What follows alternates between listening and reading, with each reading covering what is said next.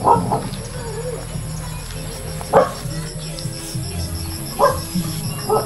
po yung right of way, kabilaan. Pasok po dito sa loob. Pasok po tayo papunta sa right of way, no?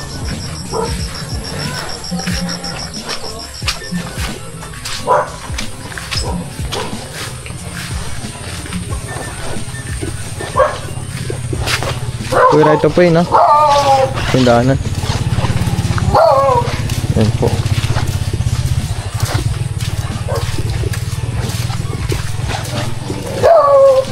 Hiraan po.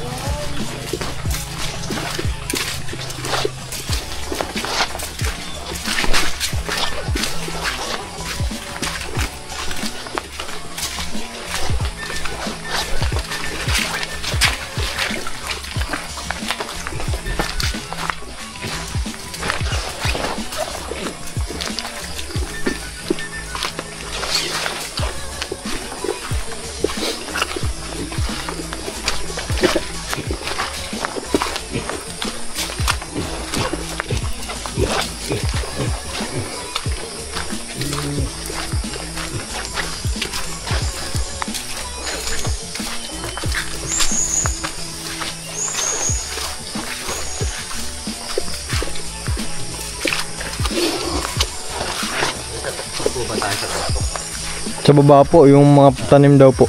Tanim po namin. Mga lanchones. Tapos sabay akyat na rin daw po eh. Yung sa may overlooking. Oho.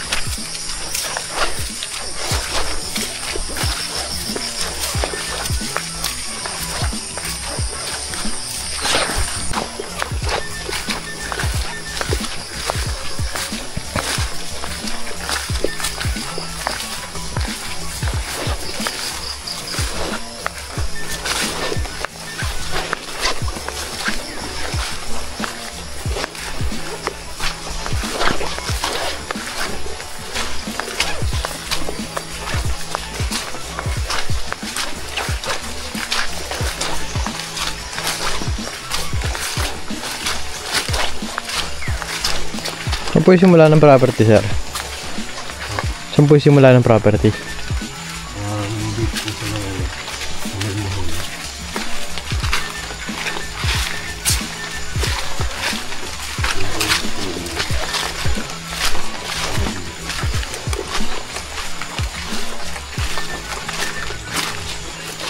So yun po na, ma'am.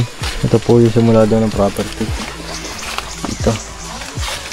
Yung puno na yan. Makikita niyo yung pinakamakapal na puno po dito. Ayan na po yung property. Simula na po ito, papunta pa ganun po yan. Diretso po.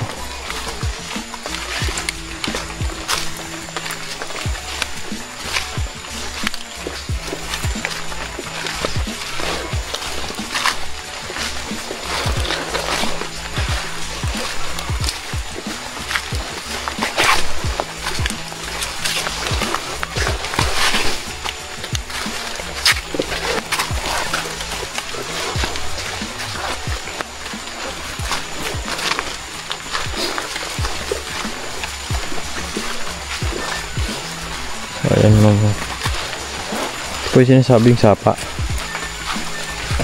Ayan. Pabundok na po yun doon, mga kapam.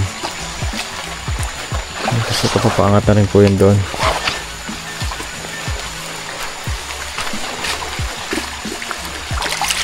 Ayan mo, napakalinis.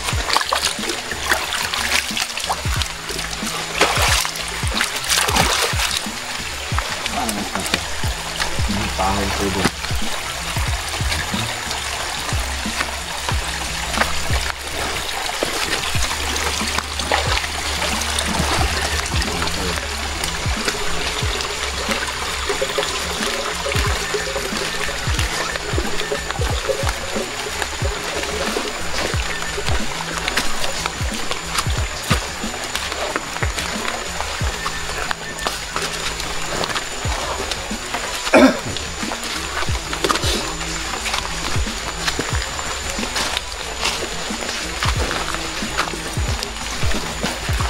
Yan ma'am.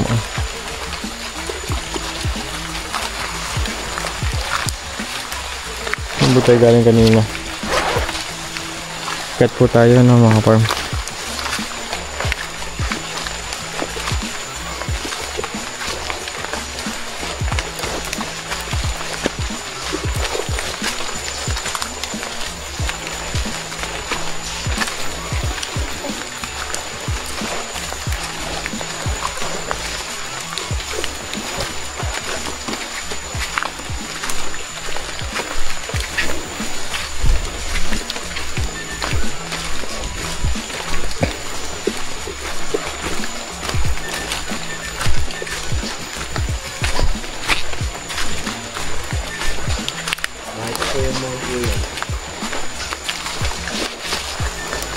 Ali po. Ganyan po.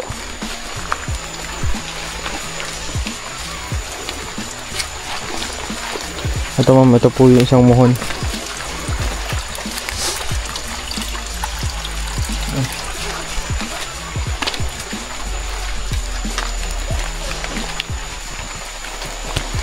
Kasama pa ba ito, sir? Itong puno na ito, kasama pa. Ito po. Napakapakapal na puno na yun, mga kapal.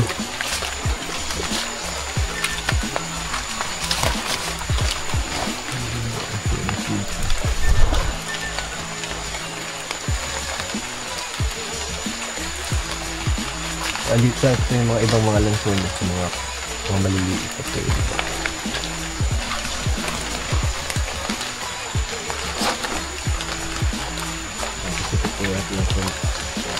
Diyan daw po yung ibang lansones na maliliit pa.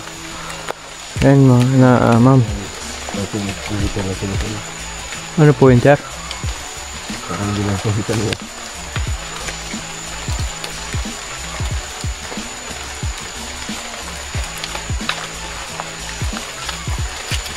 Yung tubig mo ma. Ito po yun dun. Doon po nagagaling yun pataas.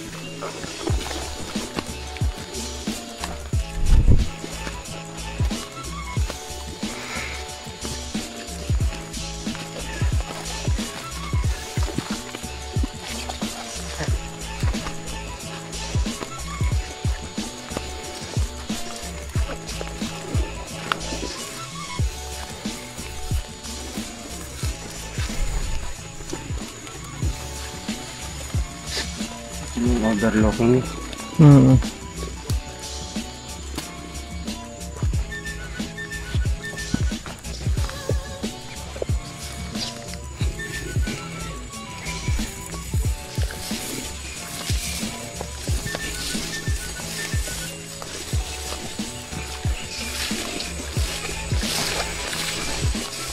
At ito yung mga lansunas dito sa taas na maliliit to. Yung mga bakit pamili.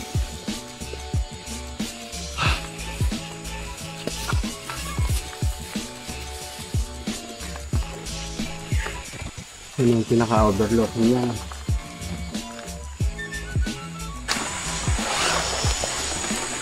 So ano ma'am, bali ito daw po yung meron pang lansones po dyan na maliit na tanim, hindi pa namumunga. Tapos the rest po andi dito na po sa baba. Meron din daw po doon sa gawin yun, sa parting yun mga. Ayun po. Yung bonus dito. Ito ko nakitapat natin. Ito may dito. Ayun. Andito na po tayo sa pinaka-overlooking. Aakit na po tayo na konti. Ito ng mga ano. Ay, santal oh. Santol na native. Kaya nga kuya. Malaki na rin pala ng puno na yan no. Yan po, santal, napakarami pa rin pong bunga. Hanggang dito pa po yun no. Maging nga po papunta pa ganyan, paikot. Pakarami pa rin pong bunga. Mga tanim po ito. Yan, tanim po na gulay. Yan. Yan po mga tanim dito na gulay. Yan.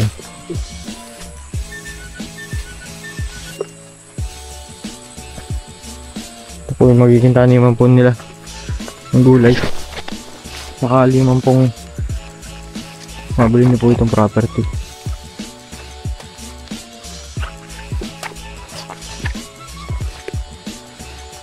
Ito po yung ibang buko na itinanim nila.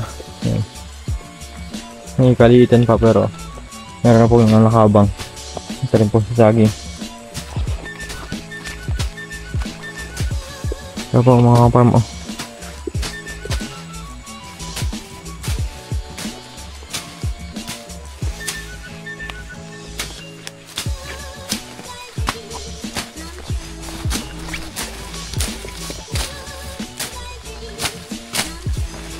So ngayon po masukal pa po talaga. Diba po na hindi na po napapalinisan.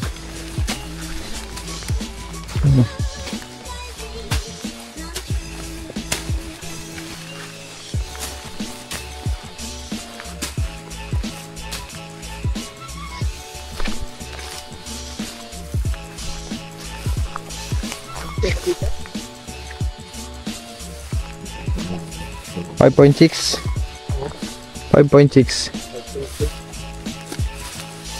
napakarami pong hardwood trees yan mga kapal mo. May mga softwood din po sa hardwood.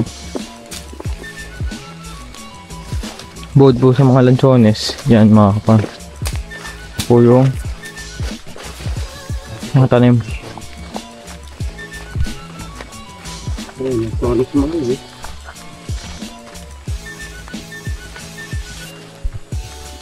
Oo. Yan. Puno na yan. Lansones rin po yan.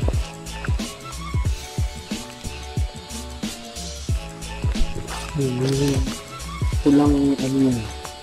Ito ang hindi ko alam kung ano tanim to. Yung kulay pula na to. Bunga. Parang apple. Magkanas yan. Magkanas ni Adan. Sanas ni Adan.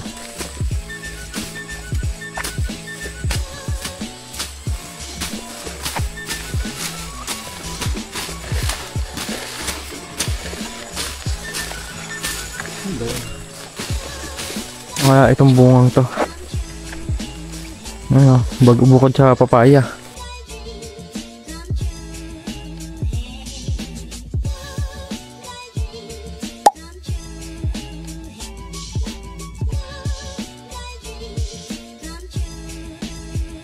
Makyat na Oo nga, amoy suha oh. suha yan. Kaya, Kulay-kulay na yun. Ayun oh, bunga nung bagin. yung malaki oh. Mga kulay pula. Dami ng bukas. Daming bunga na itong punong suha na to. Yun oh. Hindi na napipita, sayang. Napanghilig. Ano yung kulay-kulay na yun? Bunga ng baging. Puro mga saging nang nakatanim. Tapos din na po yung mga ibang lansones. Pinakababa na yan. Pinakamasukal po. Hindi na po halos lahat ng lansones sa pinakamasukal na parte.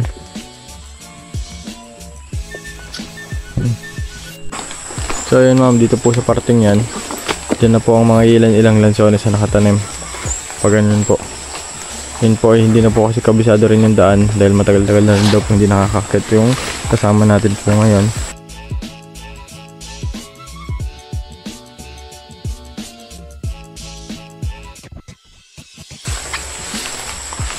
Mga ilang piraso na lang po yan, mga siguro po 5. Ilang piraso na lang po mga nakatanim dyan na lansones. Dito po halos lahat ang meron. Yan, sa guwi po niyan, tinuturo ko sa kabilang parte po. Bali yan dito po tayo kasi ngayon sa overlooking ng property. Pinakatok-tok. Ayan.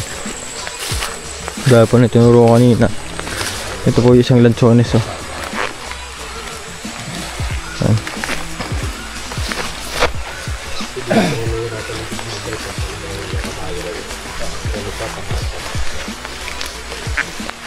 Ito yung lansones. Oh. Ang puno na yan. Ayan. So pinakababa niyan, puro mga lansones na rin po yan mga kapar. Alas lahat yan, lansones na. Tsaka sa gawin na yun, tinuturo po kanina. Yan, tapos karamihan po dito ay hardwood trees na po. Mga matitigas na kahoy. Tsaka mga malalambot din pong kahoy sa food. Bukod po sa puno ng niyog, meron din po yung saging, papaya, tsaka yung suha. Yung malaking puno na suha po doon. Isa ako pa rin po yun. Isa pa ho, ang suha po na yan kung mamunga napakarami, parang kalamansi. May ibang suha po kasi na kapag namunga hindi ganun karami. Yan po pag namunga naman grabe, parang kalamansi ang bunga, sobrang dami.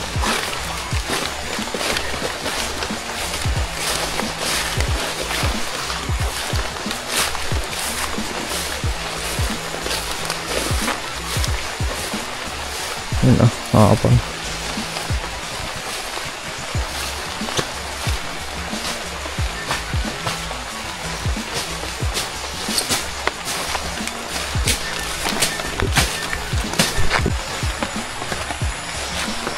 Yan po. Yan po yung sinasabi ko sa inyo. Mga lansones na po yung mga natanim. Ayan po gaya nyo. Lansones na po. Malalaki na po yan. At magkakatabi po yan. Na pala yun, Ayan. Yung puno po na yan, dalawang yan magkatabing yan. Yan po yung lansones, magkatabi na po yan. 3, 1, 2, 3. Hindi lang, alas yun. Lansones pa rin. Yan pa, makakapang. Ayun, sa kabila pa, sa likod pa may lansones pa. Yan. Ito pa Yun mga lansones na yun. Yan, tsaka nasa pinakataas na yun. Puro mga lansones na rin po yan, mga pinakataas na yun, mga pa. Doon po sa parating yan, halos kakaunti na lang punta rin. Halos dito na po lahat kapunta, gawi. Ang tanim na lansones. Mas karamihan na po dito ay puno na po ng niyog. Ayan po, lansones po yun. Dito ano na yan, puro mga lansones yan. Ayun, magkakatabi yan. Lansones. Yan naman po ay namumunga na. Meron pong mga maliliit pa na hindi pa namumunga. Naman po ay mapapakinabangan pa rin po dahil medyo may kalakihan na po, kaso nga lang po hindi pa namumunga dahil bata pa.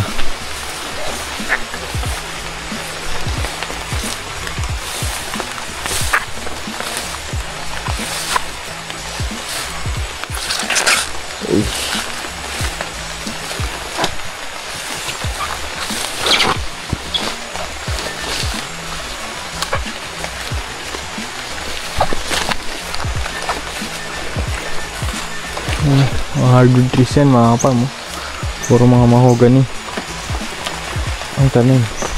Saka may mga ilang puno po ng ibang punong kahoy. Yan po ang mga tinanim po dito sa property na to.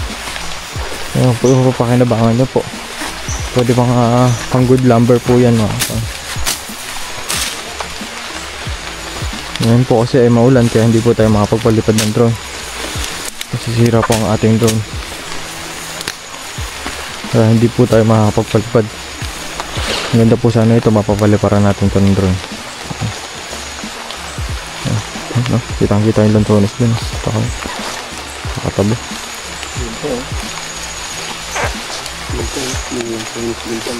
Kaya nga po.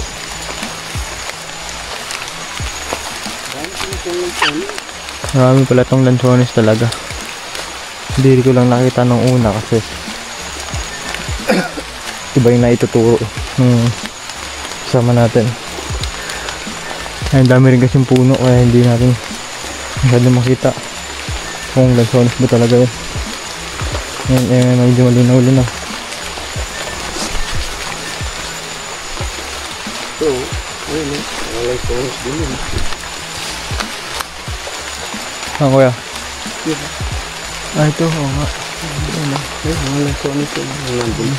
Ito. Sa likod ng puno na yan. Lansones po yan. Ayan. Lalaki. Pag tinumbok niyo po yung tinuturo ko. Ayan. Dadating po kayo sa lansones. Maraming mamunga na yun. Malakas lang mabunga ang mga lansones dito. Ayan. Malalaki na po na eh. Yun eh. Ganda oh.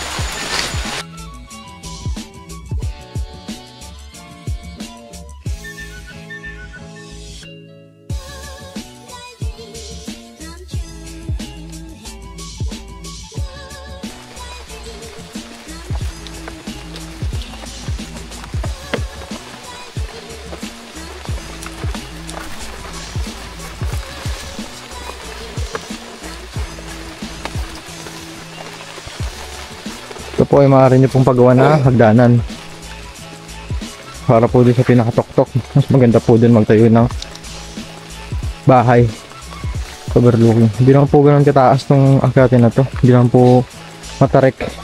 Slow po yan mga ka-farm. Dahan-dahang pagbaba lang po yan. Hindi lang po siya yung isang bagsak na bababaan na pwede na kayong tumalon. Halos gusto nyo na lang tumalon. Yan po yung nakakababa pa naman po at nakakakyat pa naman po tayo. Kailangan lang po na ito ng maayos na semento para sa daanan.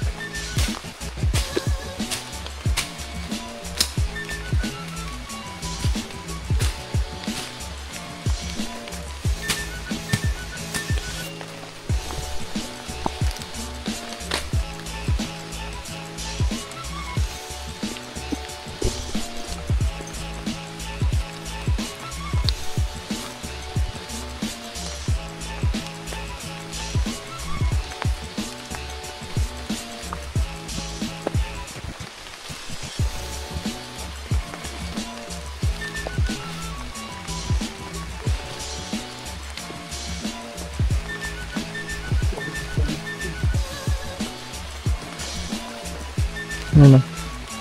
Bukod sa nasabi nga po namin na tanim, may kainaman naman po dito. Ay meron po itong sapa sa tabi ng property. O sa inyo na rin po ito. Alam ko, sama pa rin po yan sa bentahan. Yan, sapa na, sako pa po yan. Dahil yan po yung muhon kanina itinuro po sa atin. Pinakamuhon. Ano? Matanda na po kasi ang seller. Hindi na po niya napapaasikaso. Hindi na rin po niya may ipuntahan. Kaya ito po yung pinabibenta na. Yun naman po, kapitbahay lang po ng seller yung kanyang lupa. Yun nga lang po, hindi niya na po kayang puntahan itong property niya.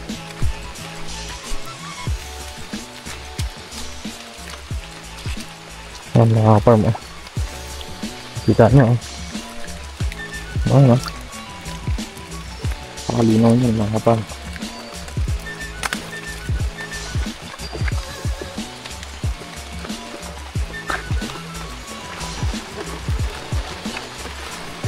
Yan po mga farm, sako pa ho yan.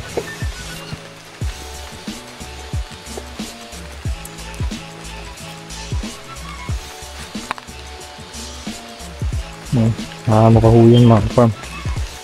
Lahat ng property ay pag-uwi po dito. At kakaunti na lang po dito ang sakop. Ano kaya? Lansones yun. Ayaw nga. Kapal ng lansones yun. Kaso medyo maliliit pa. Hindi pa yata namumunga yan eh no? Mga lansones na yun. Ang kapal nitong gawing ito. Ang dami ano. Oo. Halos lahat yung sones. Kaya bawing-bawi ko kayo dito. Pag yan po lahat ay namunga na. Yung mga hindi pa namumunga. Maisama yan din sa mga namumunga. Kasi yung mga namumunga, kung makikita nyo, napakarami na ho niyan. At makakabawi na ho kayo dyan. Eh paano pa ho kaya kung mamunga na rin po yung mga maliliit pang tanim. May kataasan na rin naman po. Pero hindi po siya kagaya ng ano, ng magulang na ba. Para mamunga ng napakarami.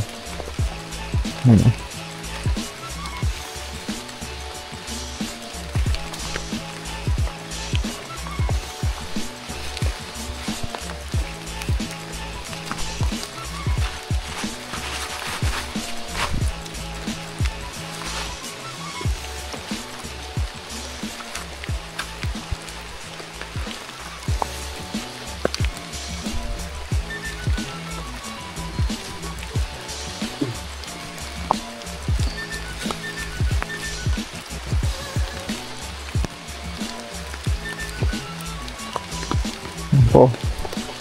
Meron pa rin po daanan dito sa kabila. Bali, 3 po kasi yung kanan dito. Iba-ibang way. Ang nagandahan lang po niyan, isa lang yung pong papasukan nyo. Isa lang yung papupuntahan nyo.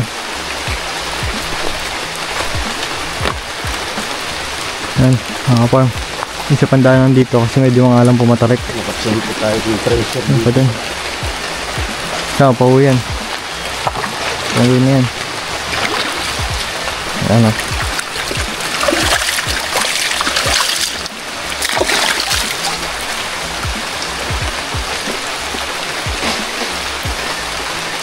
Yun o. Nakita niyo. Ay oo nga. Yun lang sones yun. Ayan o. Makikita niyo po. Lansones din yan. Sa bungad ng pagpasok niya ng property.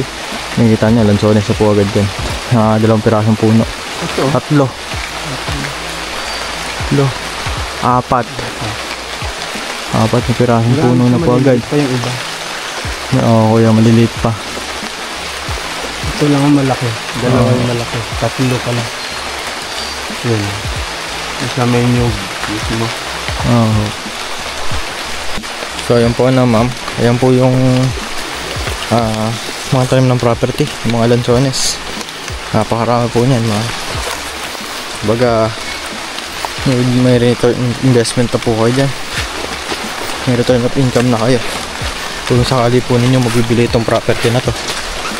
Dahil po napakarami pong tanim na lansones po nito. At napakalakas din daw po ito mamunga. Dahil yan po ay pinagbibenta rin po nila dati. Alam po, wala na talaga nag-aasikaso. Kaya hindi na po nalagaan. Ayan, nakasama po yan. Diyan po sila naglalagay ng mga buko, yung pinagdulatan. Meron pa po yan sakop na isa pang lukaran o yung gawaan ng mga niyog, yung pang benta sa palengke o ngayon po yung pang siga. Yan, meron po yan doon. Lumot na nga lang po nung kasama natin kasi po saan po nakalagay dahil po yun po yung matagal na dagdag po na hindi nakakakyat dito. Ay nga po, busy na rin po sa trabaho si kuya.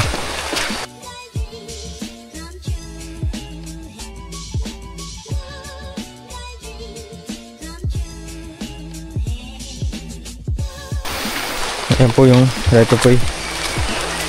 Ayan. Hanggang din po yung sa may kalsada.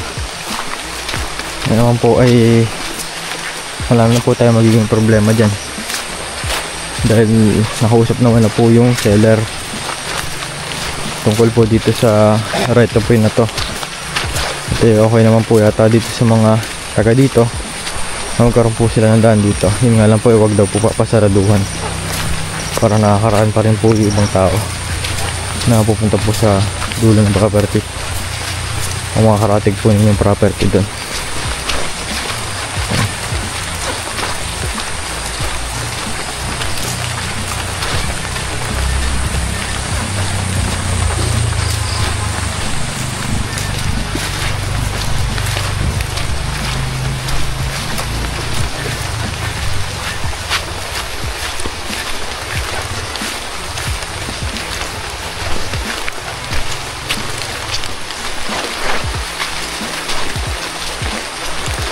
Nandiyan po isa pa.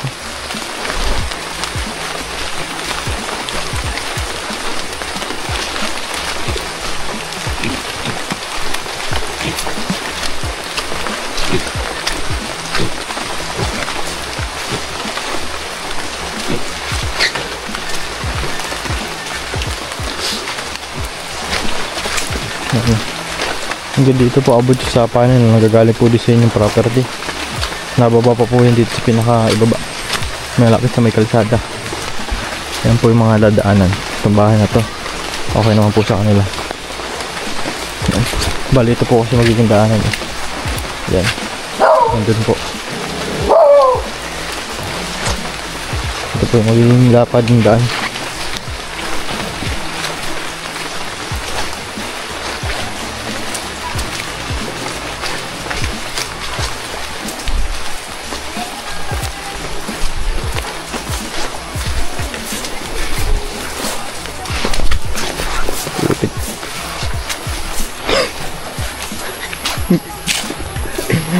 So ayun lamang po ano. Dito na po natin tatapos yung video. Ayun po yung mga tanim ng property. Napakarami po. Hindi pa nga alam po natin na lilibot ng gusto dahil po naulan. Tsaka kataas na po talaga yung mga damo. Pero naituro ko naman po kung saan po yung lugar ng mga maraming tanim mga kaparm. Doon po halos lahat nakatanim yung mga lanchones. Sa mga iba pang mga tanim, malalaman po natin yan mga kaparm. Yun po. Ito po yung poste. Palatandaan po ng right of way. Papasok. Bali yan po. Yung kahoy na yan. Hanggang dito po sa may lapit sa poste na ito. Ngayon po yung papasok. Meron sa loob. Doon po tayo galing kanina. Ngayon po yung kalsada. Dito po tayo lalabas. Yan. From town proper na Lopez. Dito po tayo galing. Punta po dito sa property. Ito pong kabilang way naman, pag inakyat nyo po ito po yung overlooking din. Barangay Santo Niño naman po ito. Itong property po nila ay bungad lang po. Sumula po dito sa provincial highway, pagpasok nyo po dito, ito na yun. At wala ko yung dadaan na rough road. Purong ganito lang po. Yan. Ito po yung sinasabi ko po sa inyo, walking distance lang po yung bahay ng seller. Diyan lang po. Magandaan lang po niyan eh, hindi na lalayo ang seller. So alam mo mabili ng property. Sige po. Sige po, salamat.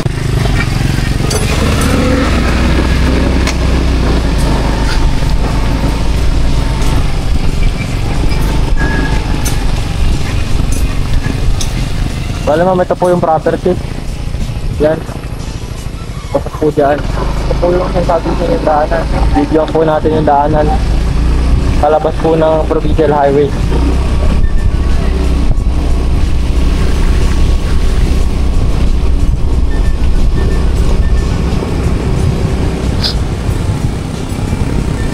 Ito naman pong property na to ay hindi na po ganun ka deep dahil po eh hanggang po dun po sa taas ay meron yung food ko lahat doon. Ano, nakita nyo, naglalakad ng alam po. Hindi po sa kapila, naglalakad na ng dito.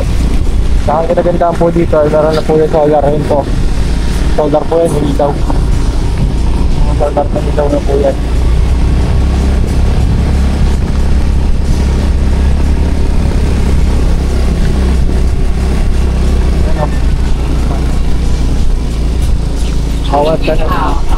Bawat 50 meters ay meron pong, bawat 50 meters po ay meron pong poste. 50 meters po yan. Ay, mga bahay na po yan, nakita. Sumureta na rin po dito.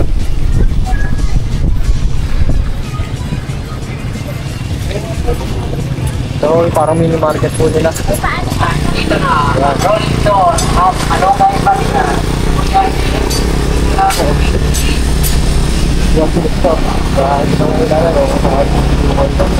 Kailangan nila sa bahay.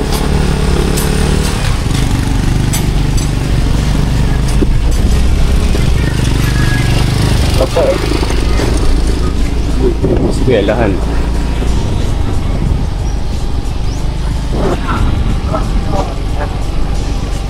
Wasada. Ang bahay.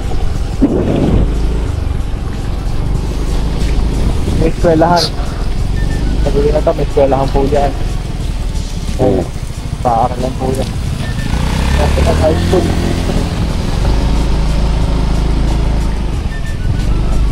Dito yung elementary.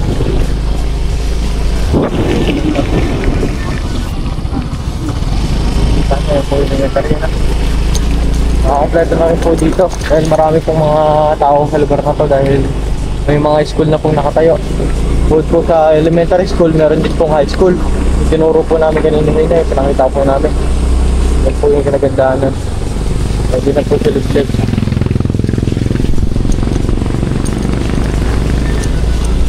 Ito na po agad yung yung provincial highway. Ito na po agad Takbo lang po natin ngayon ay 20 kilometers per hour lang po tayo ngayon. Kaya medyo mabagal-bagal lang po ang labas natin. Pero yun po ay sobrang lapit. Going na po yan po Katanawan. Punta po yan dyan. Katanawan tsaka Mulanao. Pag diniretso na po yung part niya. Ito po yung pabalik ng Lopez. Yan po yung pabalik ng Lopez Quezon. Yan po yung daanan na papuntang Lopez pagka galing po kayong bayan.